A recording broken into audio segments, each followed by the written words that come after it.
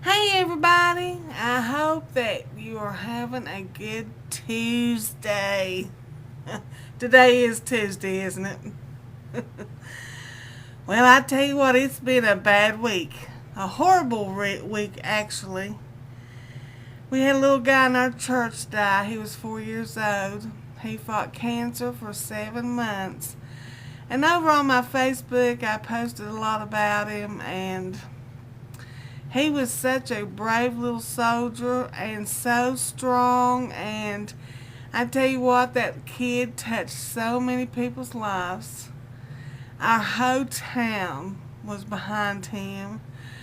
And I know that just in my friends all over the world sent him cards. But he lost his battle on Saturday. Well, the Friday before that, last Friday, James got up to go to work, and he told me that he wasn't feeling good.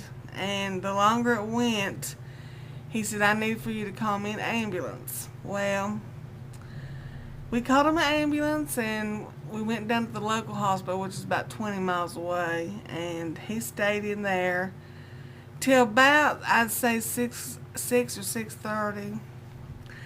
And they were thinking he was having a heart attack because his enzymes were raising up, you know what I mean? And they called his cardiologist, and the cardiologist said, yeah, bring him on over to the main hospital in Charleston, West Virginia. It's a great hospital. It's called Charleston Memorial, I think. CMAC is what it's called. And that's where James had his original bypass surgery 8 years ago.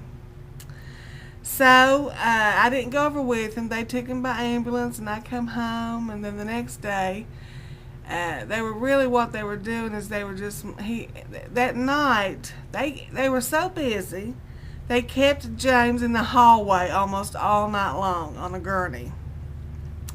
Finally, he got to go to an emergency room bed. And then early that morning, about 6 or 7 o'clock that morning, they put him in a room.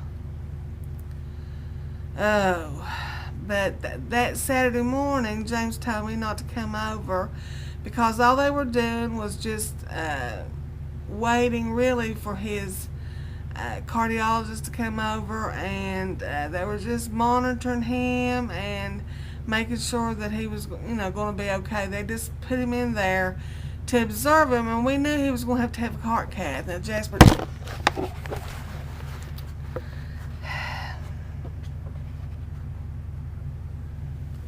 jumped on the table, knocked my camera over. But anyway, we knew he was going to have a heart cath, but we didn't think he was going to have one till Monday. Now, he started having these chest pains and things, pressure. It wasn't really pain, it was pressure. Pressure on his chest and in his neck. Same symptoms he had when he had his first heart attack. You know what I mean? But usually, James didn't have it unless he walked a little bit. Well, that Friday morning, he told me that he'd been up half the night with those pains. He should have woke me up, but he didn't.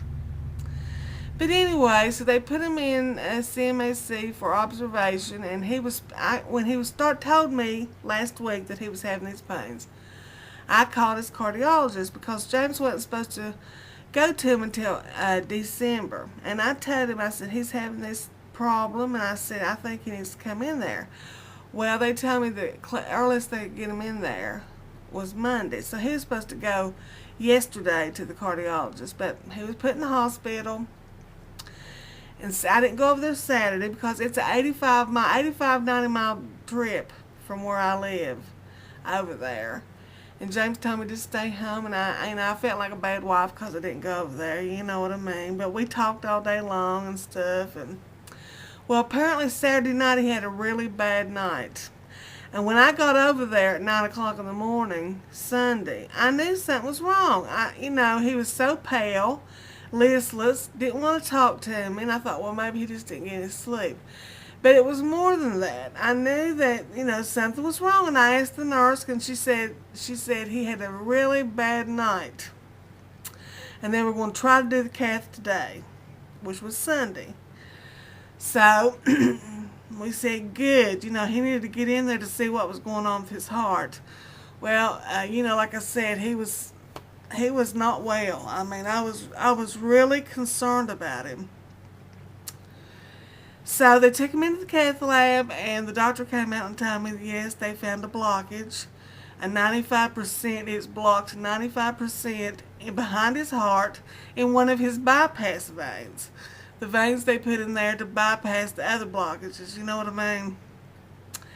So he told me we're going to try to fix it in the cath lab, and so he left, and it wasn't too long after that James's cardiologist flew off the elevator. He came in on a Sunday to take care of James. And I was really relieved because, you know, we really trust this man. And he said, yeah, I had to come in. He's my buddy, you know, and he's from Syria. And he's just a really sweet man. And so he went in there and he took care of James. I knew when James saw him that James was relieved. He went in there and unblocked that vein and put a 2-inch stent in his heart in that vein. He came out and he showed me the pictures, which were amazing. I had those pictures around here somewhere. I wanted to keep them. Hold on a minute, okay? I'm back. You know, I tried to find that picture, and I showed it to my son on a FaceTime. We FaceTimed, and I showed my son that picture of that blockage and what it looked like after they unplugged it and put that stent in. And it was just amazing how there was no blood going through that little pinched area, and it was almost pinched completely off. And then the next picture after they put the stent in, it was just a solid, like a tube that had blood in it. It was just amazing. And when James came out of that heart cath lab, he was my James. He was talking.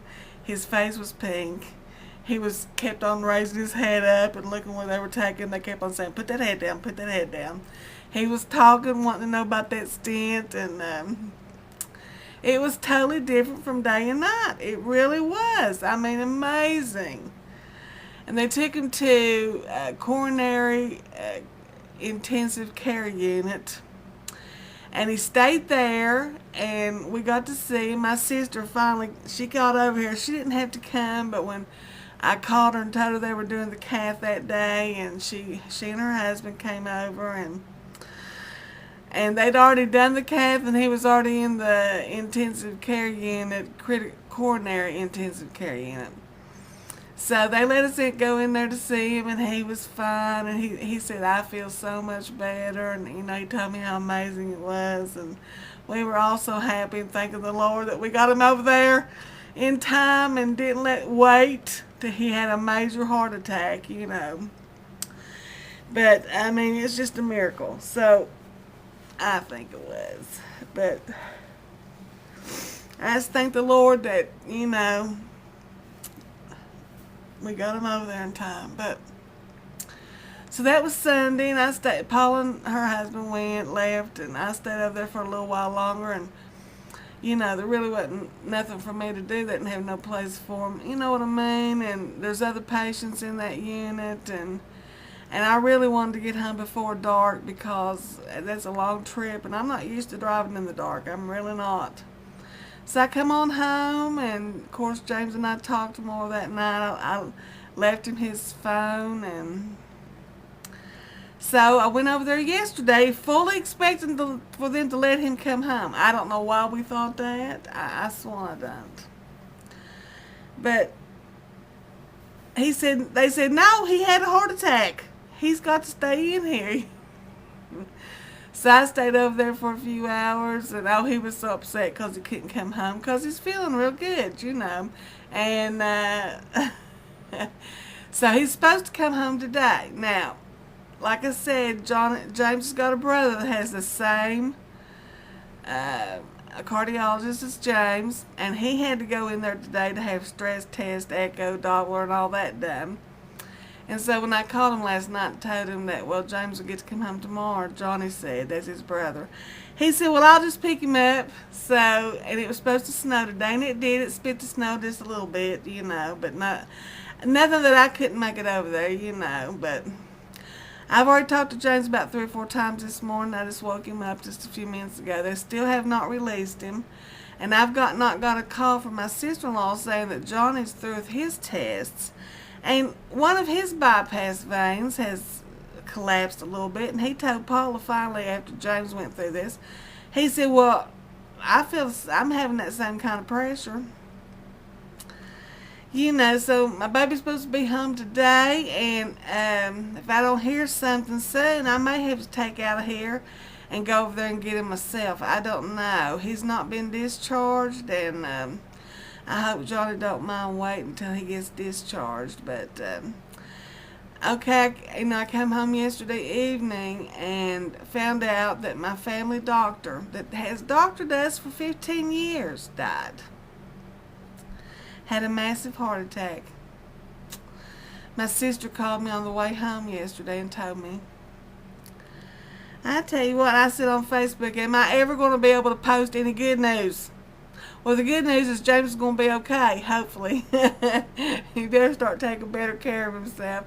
Both of us should, you know. My son said he was going to be on us forever. But, yeah, that's been my last few days, and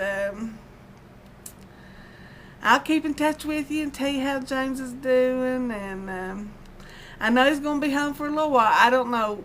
He was supposed to go to work last night, and I called him and I told him I didn't know when he was going to be back to work. And really, I don't know if he is going to go back to work. We'll just have to wait and see. James still has a while to make. He's got 1 more year to be 30 years in the union, and it's up to him.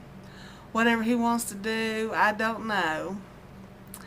But I told him, you know, James told me to tell him what I told him, and I told the boss on the Hoot Owl shift, and he said, okay, you know, once James get better and everything. So I know James is going to be home with me a week or two, probably. So anyway, I hope that your Tuesday's good, and I think that's James. I'll talk to you later. This is Melissa reporting from up in the holler. There's my baby. Bye. Hey, baby.